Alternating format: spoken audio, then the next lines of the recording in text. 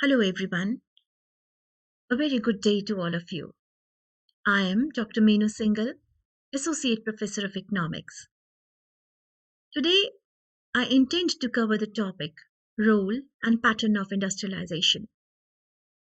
ये दो लेक्चर में कवर होगा. Let us start with the first lecture today. Well, first of all, we need to understand the importance of industrialization. औद्योगिकरण किसी भी देश के विकास के लिए बेहद अहम है क्योंकि वो उसके सभी क्षेत्रों के विकास के लिए जरूरी है. In fact, industrial growth is the foundation. It lays the foundation for the rapid growth of the various sectors of the economy. It affects the entire growth. It increases the employment levels, reduces poverty level. It helps in better utilization of resources, whether they be natural resources, physical resources, or human resources. इसकी वजह से अर्थव्यवस्था की समृद्धि दर बढ़ जाती है. चलिए देखते हैं एक एक करके कि किस प्रकार औद्योगिक विकास किसी देश के विकास को प्रभावित करता है.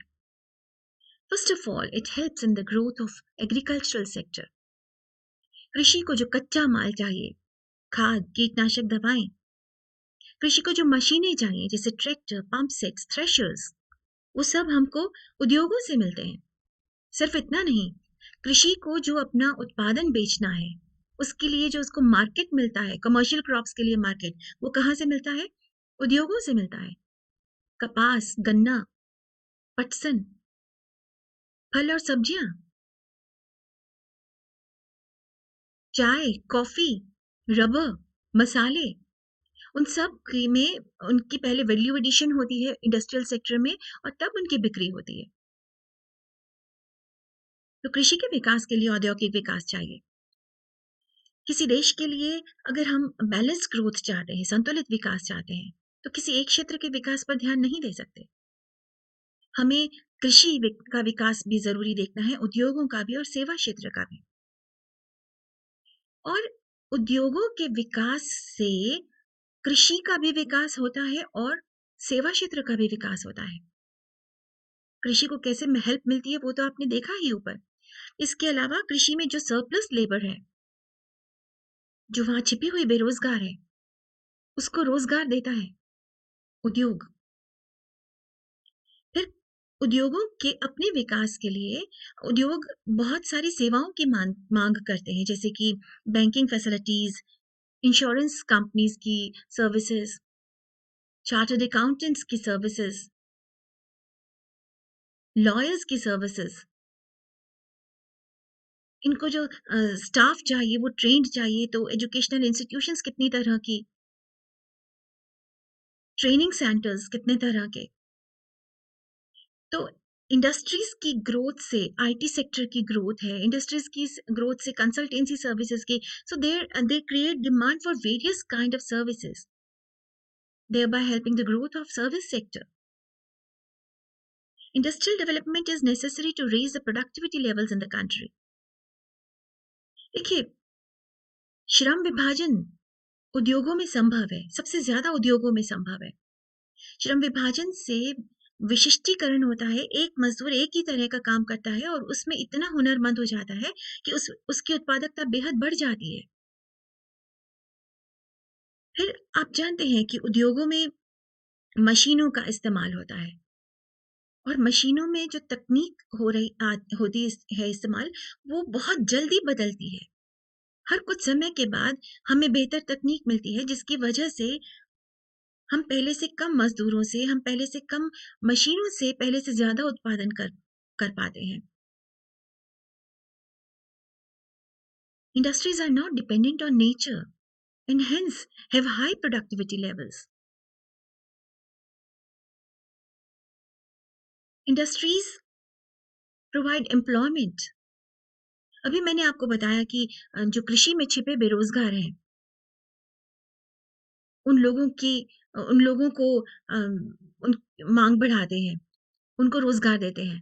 अपार्ट फ्रॉम दैट, जो छोटे कुटीर उद्योग हैं, कॉटेज इंडस्ट्रीज हैं, यहाँ तक कि मध्यम स्तर के जो उद्योग हैं, वो आम तौर पर श्रम प्रधान तकनीक का इस्तेमाल करते हैं और बहुत सारे लोगों को यहाँ रोजगार मिलता है। इसके बाद राष्ट्रीय आय को बढ़ाने में मददगार साबित होता है। कैसे? देखिए, एक देश के साधनों का बेहतर इस्तेमाल करना है तो हमें उद्योगों का विकास करना पड़ेगा। भारत में बहुत सारे साधन है, प्राकृतिक, मानवीय और भौतिक, लेकिन उनके इस्तेमाल के लिए ज़रूरी है कि कुछ कारखाने खुलें और वो कारखाने इनको इस्तेमाल करते हैं। ये जो बर्बाद पड़े हुए साधन हैं, उनका इस्तेमाल करते हैं और देश में राष्ट्रीय आय बढ़ाते हैं। मैं अभी बता रही थी कि कृषि उत्पादन जो है, उसमें वैल्यू एडिशन होती है। मैं आपको एक एग्ज़ाम्पल देती हूँ। हम लोग भारत की चाय पूरे विश्व में विख्यात है। हम लोग रशिया को बहुत मात्रा में चाय बेचा करते थे, एक्सपोर्ट करते थे। लेकिन ऐसे ही बड़ी-बड़ी बोरियों में, कट्टों में भर के, without adding any value to it, much value to it. The result was we used to get very low prices for our high quality tea. अच्छी किस्म की चाय के लिए भी हमें बहुत कम दाम मिलते थे। फिर आई हमारी पैकेजिंग इंडस्ट्री। उसने बहुत बेहतर तरीके से एयर टाइट पैकेजिंग शुरू की, जिसमें चाय लंबे समय तक फ्रेश रहती है। छोटे-छोटे पैकेट्स बनाने शुरू किए, आधा किलो, 1 किलो, 200 ग्राम, 250 ग्राम। और अब हमें उसी चाय के बहुत बेहतर दाम मिलने लगे। इसमें डिफरेंट तरह के फ्लेवर्स लाए गए और आज हमें हमें इसके बहुत बेहतर दाम मिलते हैं। तो जो एग्रीकल्चरल प्रोड्यूस है उसमें वैल्यू एडिशन करना, जैसे कि अचार बनाना, आप जानते हैं कि चिप्स वगैरह बनाकर बेचे जाते हैं। इनके बहुत सारे जैम्स और प्रोसेस्ड फ्रूट और फूड वो मार्केट में आता है। तो ये वैल्यू एडिशन कौन करता है? कारखाने। और फिर ध्यान रहे कि कृषि के विकास की दर की एक सीमा है। कितना ग्रो करेगा? 3%, 2%, 4%, बस। हाँ, भारत में जब हरित क्रांति आई थी, उस 1 साल में ही कृषि में विकास की दर बेहद ज़्यादा थी। But that was an exceptional case. That does not happen every year. इस तरह की चीज़ हर साल नहीं होती। लेकिन उद्योगों में विकास की दर हर साल 7, 8, 9, 10% रह सकती है। तो किसी भी देश की आय को तेज़ी से बढ़ाने के लिए ज़रूरी है औद्योगिक विकास। अगर देश में आय बढ़ रही है, देश में रोजगार बढ़ रहा है, तो लोगों के पास ज़्यादा पैसा आ रहा है। पैसा आ रहा है तो उनकी क्रय शक्ति बढ़ रही है। क्रय शक्ति बढ़ रही है तो वो अपनी माँग बढ़ाएँगे, ज़्यादा तरह की वस्तुएँ, सेवाएँ खरीदेंगे और उनका जीवन स्तर सुधरेगा। वैसे भी जब देश के अंदर औद्योगिक विकास होगा तो कई तरह की वस्तुएँ बनेंगी और जितनी ज़्यादा वस्तुएँ बनेंगी, अवेलेबिलिटी बढ़ेगी, तो कंज्यूमर्स इतनी ज़्यादा वैरायटी इस्तेमाल कर पाएँगे और फिर उनकी संतुष्टि बढ़ेगी, उनका स्टैंडर्ड ऑफ लिविंग बढ़ेगा। पूंजी निर्माण, again with increased employment and income levels, people, अब आप लोग पढ़ चुके हैं psychological law of consumption, right? आपने देखा है कि केन्स के उपभोग के मनोवैज्ञानिक सिद्धांत के अनुसार जब आय बढ़ती है तो उससे उपभोग भी बढ़ता है और उससे बचत भी बढ़ती है। तो वही चीज कह रही हूँ कि जब देश के अंदर लोगों की आय बढ़ती है औद्योगिक विकास की वजह से, और फिर आय बढ़ती है तो उसके साथ बचत भी बढ़ती है और उपभोग भी। तो जब उपभोग बढ़ता है तो इंडस्ट्रियल प्रोड्यूस की मांग बढ़ जाती है। मांग बढ़ेगी तो प्रोड्यूसर्स को बेहतर दाम मिलेंगे अपने सामान के और वो प्रोडक्शन बढ़ाएंगे, राइट? जिसकी वजह से निवेश बढ़ेगा, पूंजी निर्माण बढ़ेगा। यानी कि प्रोड्यूसर्स को बेहतर इन्वेस्टमेंट अपॉर्चुनिटीज मिलेंगी। इधर से अगर सेविंग बढ़ती है तो उस सेविंग को भी तो इन्वेस्ट किया जाता है ना, उसी बचत का ही निवेश किया जाता है ना, तभी देश में पूंजी निर्माण होता है। सिर्फ इतना नहीं, मानवीय साधनों का विकास करना है तो भी हमें उद्योगों का विकास करना पड़ेगा। देखिए, जब लोगों की आय बढ़ती है, जब देश के अंदर कारखानों का विकास होता है, तो 2 फ़र्क पड़ते हैं। आय बढ़ने से लोग अपने स्वास्थ्य पर और अपनी शिक्षा पर खर्च करते हैं, अपनी कैपेबिलिटीज़ बढ़ाने की कोशिश करते हैं। और जब श्रमिकों की माँग अ, ख़ास तौर पे कुछ विशिष्ट श्रमिकों की माँग बढ़ती है, तो फिर देश में उस तरह की शिक्षा देने वाले संस्थान खुलते हैं और स्वस्थ लेबर के लिए फिर मेडिकल फैसिलिटीज़ खुलती हैं। देश के अंदर जब औद्योगिक उत्पादन बढ़ता है, तो उसकी वजह से निर्यात को प्रोत्साहन मिलता है। Exports are promoted. देखिए, गरीब देशों में वैसे ही श्रम ज़्यादा है, तो श्रम सस्ता है। उसका इस्तेमाल करके, श्रम प्रधान तकनीक का इस्तेमाल करके देश में उत्पादन बढ़ाया जा सकता है। भारत में बढ़ाया है, बहुत सी वस्तुओं का, एग्रीकल्चरल प्रोडक्ट्स का, टेक्सटाइल्स का, जेम्स एंड ज्वेलरी का, जिसमें श्रम का ज़्यादा इस्तेमाल होता है और उसको बेचकर हम लोगों ने भारत के एक्सपोर्ट्स बढ़ाए हैं।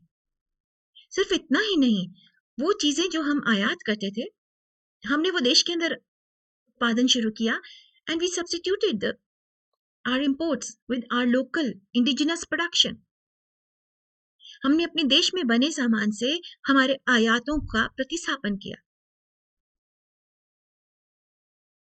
जब देश में औद्योगिक उत्पादन बढ़ता है, तो जो चीज़ें हम विदेशों से खरीदते हैं, वो भारत में बनाना शुरू कर देते हैं। और एक और फ़ायदा होता है कि वो वस्तुएँ जो हम भारत में बना रहे हैं, उनके लिए जो हमें साधन चाहिए, वो भी हम देश से ही लेते हैं। उन वस्तुओं को बनाने में रोज़गार भी भारत के लोगों को मिला। हमने जो साधन इस्तेमाल किए, वो भी लोकली अवेलेबल इस्तेमाल किए। तो देखिए क्या हुआ, एक तरफ हमारे आयात कम हो गए और एक तरफ हमारे निर्यात बढ़ गए। उसकी वजह से देश के अंदर बैलेंस ऑफ पेमेंट सुधर जाता है। हमारे पास फॉरेन एक्सचेंज रिजर्व्स बढ़ जाते हैं। इसका एक और फायदा है, देश के अंदर इंफ्रास्ट्रक्चर डेवलपमेंट, उद्योग संरचना का विकास होता है। देखिए, उद्योग संरचना के विकास के लिए जो हमें मशीनें चाहिए, जो कच्चा माल चाहिए, वो कहाँ से मिलता है? उद्योगों से। जो लेटेस्ट टेक्नोलॉजी चाहिए, उद्योगों से मिलती है। जब लोगों की आय बढ़ती है, तो वो एक्सपेक्ट करते हैं कि उनको बेहतर इंफ्रास्ट्रक्चर मिले। जब देश में नए कारखाने लगते हैं, तो उन कारखानों की ज़रूरतें पूरी करने के लिए बेहतर उद्योग संरचना की ज़रूरत होती है और इस कारण से औद्योगिक विकास उद्योग संरचना के विकास को प्रभावित करता है।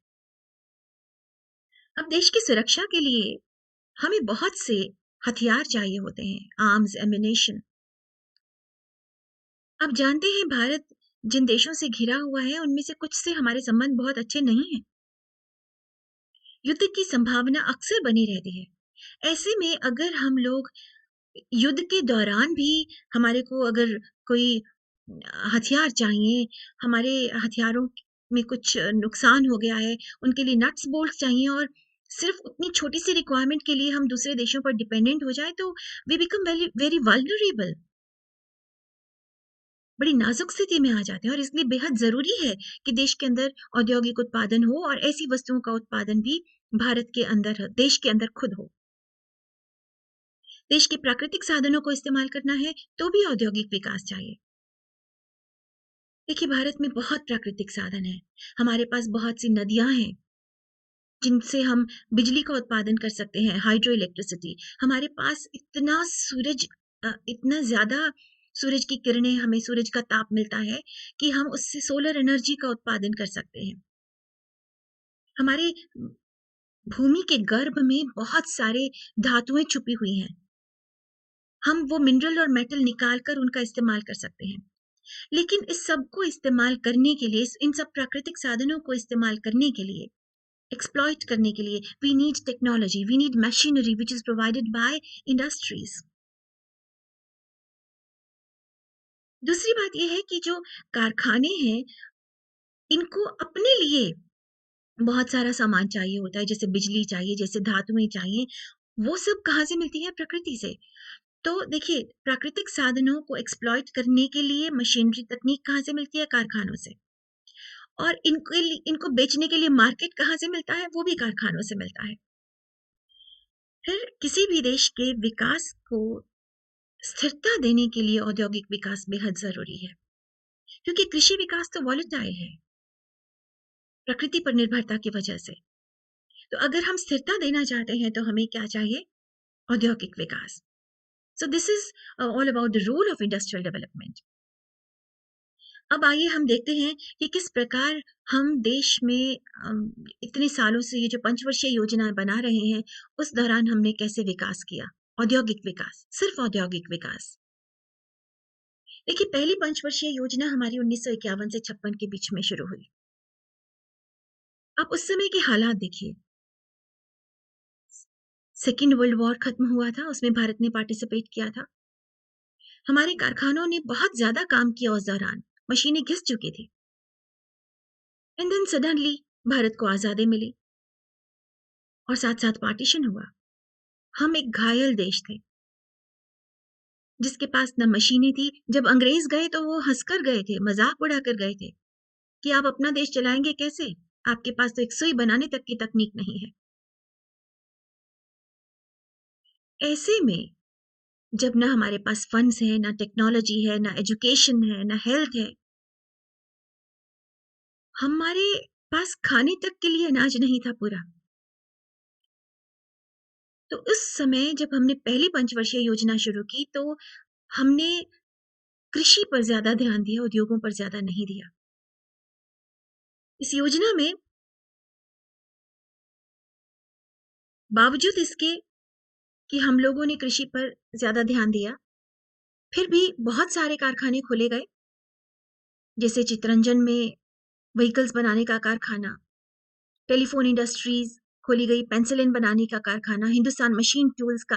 और कृषि के विकास के लिए जो खाद का उत्पादन करना था, वो भारत हम सारा का सारा आयात करते थे, तो पहला कारखाना खोला सिंदरी में। तो ये योजना हमारी कामयाब योजना थी, 7.5% हमारा ग्रोथ रेट रहा। दूसरी योजना सेकंड 5 ईयर प्लान 1956 से 61 के बीच में शुरू की गई। इस योजना में हमने महालानोबिस मॉडल को अपनाया, जिसके तहत भारत के अंदर सिर्फ और सिर्फ हमने बेसिक और हेवी इंडस्ट्रीज को खोलने का एम लक्ष्य रखा। हाँ, उस समय भारत के लोगों के पास बहुत ज़्यादा पैसे नहीं थे, निजी क्षेत्र में बहुत गरीबी थी। तो इस तरह की बेसिक और हेवी इंडस्ट्रीज निजी क्षेत्र लगाएगा, इसकी संभावना नहीं थी। तो सर ये फैसला किया गया कि ये कारखाने सार्वजनिक क्षेत्र में लगेंगे, public sector will invest in these heavy and basic industries. तो देखिए उस समय बहुत सारे कारखाने खुले, स्टील के 3 कारखाने खुले, राउरकेला, भिलाई, दुर्गापुर। सीमेंट बनाने का कारखाना खुला, हिंदुस्तान मशीन टूल्स के और कारखाने खुले, खाद बनाने का एक और कारखाना खुला नंगल में। और हाँ, कोशिश ये की गई कि ये सारे कारखाने भारत के जो पिछड़े इलाके हैं वहां खोले जाएं, और इसके साथ ही छोटे कुटीर उद्योगों को भी बढ़ावा दिया गया। असर ये था कि हमारा ग्रोथ रेट रहा इस दौरान 6.6%। Not very bad, though not very good as well. हाँ, थर्ड 5 ईयर प्लान ये वो योजना थी जहां हम लोगों ने दूर की सोचना शुरू किया। I mean, not just don't just think about 5 years, rather think about 15, 20 years. तो 61 से 66 की ये योजना में हम लोगों ने उद्देश्य रखा था कि जितने भी सेकंड और फर्स्ट 5 ईयर प्लान के जो प्लांट्स शुरू किए थे और अभी तक पूरे नहीं हुए, उन्हें पूरा किया जाएगा। अर्थव्यवस्था में हम लोग इस तरह के कारखाने खोलेंगे कि हमारे आयात पहले से कम हो सकें, और हमारे सार्वजनिक क्षेत्र तो भारी उद्योग खोलेगा, निजी क्षेत्र को कहेंगे, बढ़ावा देंगे कि वो कंज्यूमर गुड्स में इन्वेस्ट करें। इस योजना में भी हमारे सारे टारगेट्स पूरे नहीं हो पाए। हाँ, फिर भी इस योजना में बहुत सारे कारखाने खोले गए। सार्वजनिक क्षेत्र में स्टील प्लांट भी, मशीन टूल्स बनाने के कारखाने भी पिंजौर में, हैदराबाद में, साइंटिफिक और सर्जिकल टूल्स बनाने के कारखाने, और बहुत सारे कारखाने। तो इस तीसरी योजना के बाद इस योजना की खास बात थी बेटे, इस योजना में 2 युद्ध हुए 62 में और 65 में, और इसके ठीक बाद अकाल पड़ा, बहुत ज़बरदस्त अकाल। इसलिए हम 3 साल तक कोई और पंचवर्षीय योजना नहीं बना पाए। फंड्स की भी, फाइनेंसेस की भी कमी थी और कृषि पर ध्यान देना बेहद ज़रूरी था। इस योजना के दौरान इनफैक्ट हमारे जो उद्योग लगे हुए थे, वो भी पूरी तरह काम नहीं कर पाए, उनकी भी पूरी तरह से पूरी क्षमता का इस्तेमाल नहीं कर पाए और सबसे ज़्यादा जो नुकसान हुआ वो था मिनरल एंड मेटल इंडस्ट्री को। ग्रोथ रेट हमारा कोई बहुत अच्छा नहीं था, पर एनम ग्रोथ रेट 1.6% था। इसके बाद फोर्थ फाइव ईयर प्लान शुरू हुई। फोर्थ फाइव ईयर प्लान 1969 से 74 तक। इस योजना में भी यही लक्ष्य रखा गया कि हम पुराने प्रोजेक्ट्स को पूरा करेंगे और जो कारखाने खुले हुए हैं उन्हीं की प्रोडक्शन कैपेसिटी को बढ़ाने की कोशिश करेंगे। देखिए, इसमें हालांकि लक्ष्य में ये भी रखा गया कि हम आयात प्रतिस्थापन करेंगे और ये भी रखा गया कि निर्यात प्रोत्साहन करेंगे। लेकिन सच ये है कि हमारे भारत की प्रोडक्शन की क्वालिटी भी हल्की थी और रेट्स भी कोई बहुत अच्छे नहीं थे, ऊंचे थे। हल्की क्वालिटी और ऊंचे रेट्स, तो विदेशों में हमारे सामान की मांग ना के बराबर थी। इसलिए बावजूद इसके कि लक्ष्य हमारा एक्सपोर्ट प्रमोशन का भी था, मुख्य ध्यान हमारा अम, आयात प्रतिस्थापन पर ही रहा, एक्सपोर्ट इंपोर्ट सब्स्टिट्यूशन पर। तो इस दौरान कुछ समस्याएं उभरनी शुरू हुई, जो आप देखेंगे फोर्थ प्लान में शुरू हुई हैं और वो कंटिन्यू रहेंगी फिफ्थ, सिक्स, सेवंथ प्लान तक। इस योजना से हमें महसूस हुआ कि मालिकों और मजदूरों के संबंध बिगड़ते जा रहे हैं। स्ट्राइक्स, लॉकआउट्स एक रूटीन फीचर बनता जा रहा था, जिस वजह से मालिक नया निवेश नहीं कर रहे थे। इधर से मांग भी कोई खास नहीं बढ़ रही थी। हमारे देश में इंजीनियरिंग जो कारखाने हैं उनमें उत्पादन ज़्यादा नहीं था, तो फिर इंजीनियरिंग में जो इंजीनियरिंग वस्तुएँ बनाने में जो धातुएँ इस्तेमाल होती हैं, उनकी माँग पर भी फ़र्क पड़ गया। एक कमी इस दौरान जो महसूस हुई, एक तो देखिए इंडस्ट्रियल रिलेशंस खराब होना शुरू हुए, दूसरा इंफ्रास्ट्रक्चर की कमी महसूस होनी शुरू हुई, जिसमें खास तौर पर बिजली की कमी थी। हमारी कमर्शियल क्रॉप्स, व्यापारिक फसलों का उत्पादन कम हुआ, इसलिए वो उद्योग जो कि कृषि पर निर्भर करते थे, उनका भी विकास नहीं हुआ। पांचवी पंचवर्षीय योजना 1974 से 79 तक थी, लेकिन इस दौरान राजनीतिक उथल-पुथल की वजह से ये योजना बीच में ही बंद कर दी गई। 74 से 78 तक की ये योजना रही। इसमें भी मुख्य उद्देश्य था कि हम धातुओं के यानी स्टील और नॉन स्टील मेटल्स, मिनरल्स, खाद, मशीनें, बिजली, कोयला, इन सब के उत्पादन पर ज़्यादा ध्यान देंगे। और फिर से वही एम था, इम्पोर्ट सब्स्टिट्यूशन, एक्सपोर्ट प्रमोशन और हाँ, इस बार स्पेसिफाई किया गया कि कंज्यूमर गुड्स इंडस्ट्रीज में उत्पादन बढ़ाना ज़रूरी है। सिर्फ हैवी और बेसिक इंडस्ट्रीज से गुज़र नहीं होगी। आम आदमी की ज़रूरतों का सामान नहीं बन रहा था, तो ज़रूरी था कि कंज्यूमर गुड्स के उत्पादन पर निवेश किया जाए। इस योजना में पहली बार एक काम किया गया कि छोटे कुटीर उद्योगों को बढ़ावा देने के लिए करीबन 124 वस्तुओं को 124 items were reserved for them. और इस दौरान धीरे-धीरे सरकार ने अपने नियंत्रण कम करना शुरू किया। बहुत दम घोटू नीतियां थी हमारी सरकार की उद्योगों के लिए। किसी भी चीज के लिए लाइसेंस लेना पड़ता था। आप अपने साइज को एक लिमिट से ज्यादा बढ़ा नहीं सकते। मोनोपोली एक्ट, एमआरटीपी एक्ट लागू हो जाएगा। तो इस बार सरकार ने लिबरलाइजेशन शुरू की। 21 उद्योगों को डी लाइसेंस किया, उनके लिए लाइसेंस लेने की जरूरत नहीं है। एमआरटीपी एक्ट में थोड़े से रिस्ट्रिक्शंस कम की, पर फिर भी विकास बहुत ज्यादा नहीं हुई और उसका मुख्य कारण वही था कि औद्योगिक संबंध बिगड़ गए थे मजदूर मालिकों के बीच में, इंफ्रास्ट्रक्चर की कमी महसूस होती थी, हमारे खास तौर पर बिजली की कमी महसूस होती थी, मैनेजमेंट कोई बहुत अच्छी नहीं थी। कंपनीज की खासतौर पे जो पब्लिक सेक्टर इंडस्ट्रीज हैं, सार्वजनिक क्षेत्र के जो कारखाने थे, उनकी मैनेजमेंट बहुत पुअर थी। आप देखेंगे ये समस्याएं आपकी आने वाली हर योजना में महसूस होंगी आपको। जैसे कि 6 5 ईयर प्लान 1980-85 में, इस योजना में भी हमारा जो उद्देश्य था वो यही था कि हम अपने आप को मॉडर्नाइज करेंगे, हम ज़्यादा वैरायटी लेके आएँगे अपने प्रोडक्शन में, सिर्फ कैपिटल गुड्स नहीं कंज्यूमर गुड्स भी प्रोड्यूस करेंगे और हम लोग पिछड़े इलाकों का विकास करेंगे। अब तकनीक बेहतर इस्तेमाल करना ज़रूरी होता जा रहा था, क्योंकि हमारी तकनीक बहुत पुरानी थी, हमारी मशीनें पुरानी थी, तो इस वजह से हमारी कॉस्ट ऑफ प्रोडक्शन ज़्यादा आती थी और हमारी कैपिटल आउटपुट रेशियो भी बहुत ऊँची थी। गरीब देश था, पूँजी की कमी थी, फिर भी पूँजी उत्पाद दर ज़्यादा थी। तो इट वाज़ एन आयरनी। तो इस बैकग्राउंड के साथ, इन उद्देश्यों के साथ हमारी इस योजना में क्या किया गया? एक तो हमारी नीतियों को और उदारवादी बनाया गया और फिर भी ये महसूस देखिए उस फिर से वही पुरानी समस्याएँ आई कि बिजली की कमी, कि जो मज़दूरों के झगड़े बढ़ रहे थे मालिकों से और कच्चे माल की भी कमी महसूस होनी शुरू हुई। The result was poor industrial growth. फिर 7th प्लान में आते हैं। अब देखिए 7th प्लान में क्या हुआ? 84 में इंदिरा गांधी जी का निधन हो गया और उनकी जगह ली राजीव गांधी ने। He was the youngest prime minister of India at that time and that was the time he was also a person who was comfortable with technology. वो भारत में नई तकनीक लाने का सोचने लगे। इनफैक्ट उन्होंने बढ़ावा दिया सनराइज इंडस्ट्रीज को, जिसमें कंप्यूटर्स, टेलीकम्युनिकेशन, बायोटेक्नोलॉजी ये सब आता है।